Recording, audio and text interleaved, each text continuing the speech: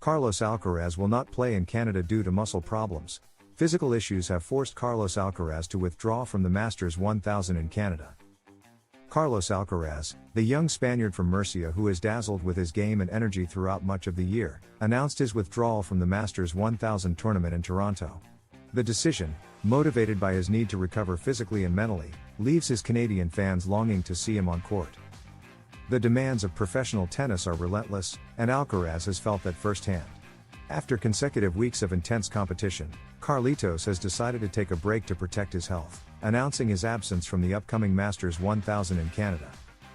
After many consecutive weeks of competition without rest, I won't be able to play in Toronto this year, the Spaniard communicated, making it clear that the accumulation of matches has taken its toll. The main reason for his withdrawal centers on physical issues and the need for a pause. I have minor muscle problems and I need to recover both physically and mentally for what's coming. The absence of the current world number 2 is a major blow for the Masters 1000 in Toronto, which was counting on the presence of the charismatic player. I'm very sorry for the tournament and for my fans in Canada. Alcaraz expressed his regret at not being able to compete, but he also left a promise for the future: see you next year. When is Carlos Alcaraz's next match? His debut at ATP Cincinnati 2025. The Mercian is taking a few days of rest after Wimbledon and is preparing for a return in the decisive stretch of the summer, Cincinnati and the 2025 US Open. After his recent defeat in the Wimbledon final against Sinner, Alcaraz has chosen to prioritize physical and mental rest, skipping a tournament that historically has not favored him. A modest record at the ATP in Toronto, the Canadian Masters 1000, held this year from July 27 to August 7, has never been particularly favorable terrain for the Spanish player. In 2022, he lost the final to Tommy Paul, who once again eliminated him in the quarterfinals in 2023. In 2024, he had already withdrawn due to the physical toll of an especially demanding season, marked by the Olympic Games. The US Open, the main goal. Beyond the Masters 1000s, all eyes are on the US Open, where Carlos Alcaraz hopes to reclaim glory. The New York tournament holds a special emotional place for him, as it was where he won his first Grand Slam title. Moreover, the fast court conditions and the electrifying atmosphere often enhance his offensive style and ability to connect with the crowd. After a season marked by highs and lows, with major titles but also unexpected losses, the Spaniard is hungry for revenge after falling short in the Wimbledon final.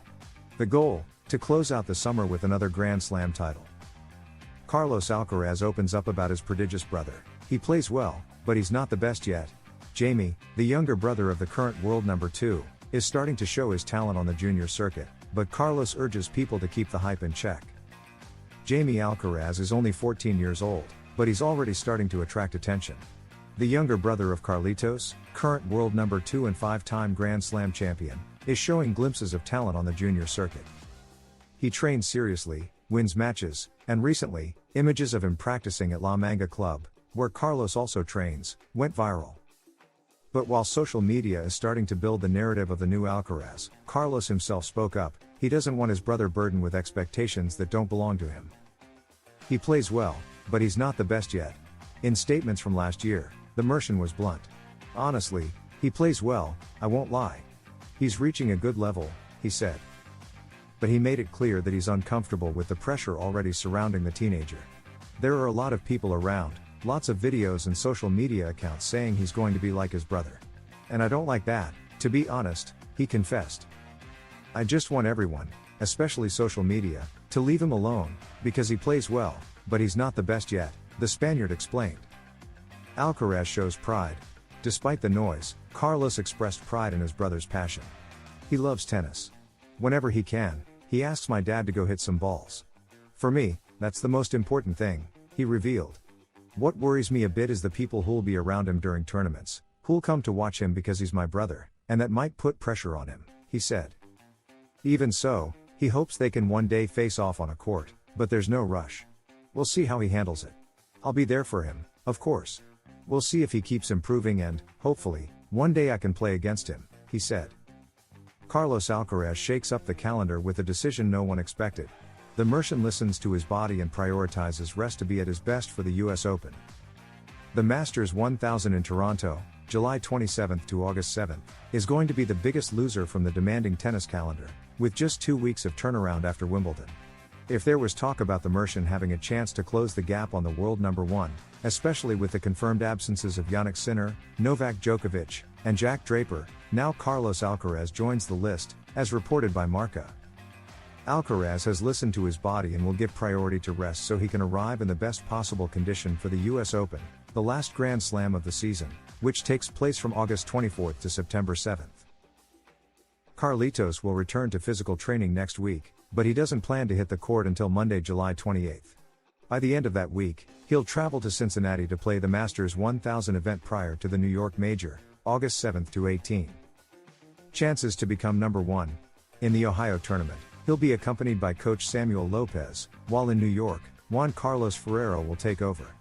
Both coaches were with him at Roland Garros and Wimbledon. The El Palmar native knows that the year-end number one ranking is within his reach. He is the clear leader in the 2025 race, holding a 1,540-point lead over his closest rival, Jannik Sinner.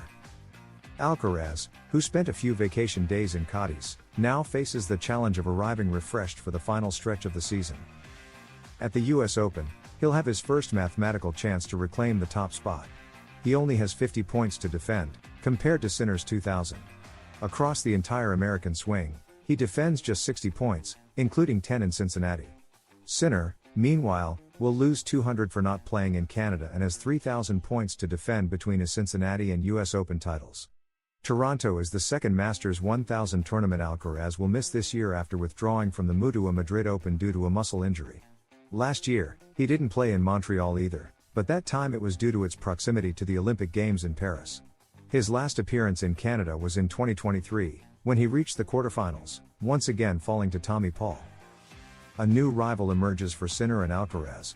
While waiting for a worthy rival to join Carlos Alcaraz and Jannik Sinner at the top of men's tennis, the ATP players themselves see a strong candidate, João Fonseca.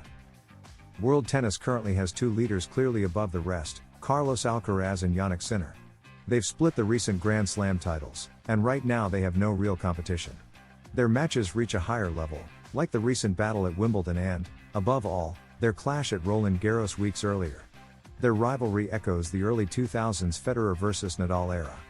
But for those two to become the legends they are, Novak Djokovic had to emerge, forming the famous Big Three.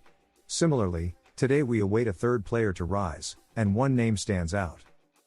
Carlos Alcaraz was born in 2003 and is only 22 years old, while Sinner is 24, both still very young. However, their generational peers haven't quite broken through. For the Mercian, that would be Holger Rune, who still needs to take a step up, same for Jack Draper, who's Sinner's age group, or Lorenzo Musetti, who sits between the two. However, the real standout talent seems to be from the 2007 generation, João Fonseca, who is about to turn 19. The great breakthrough, still one step away. Fonseca is still developing but has already shown great promise this season. At the Australian Open, he made a name for himself by beating a top 10 player, Andrei Rublev, in the first round. He also won the ATP 250 title in Buenos Aires. However, he has suffered some setbacks since, although his ranking continues to rise, currently sitting at number 46, and expected to go higher.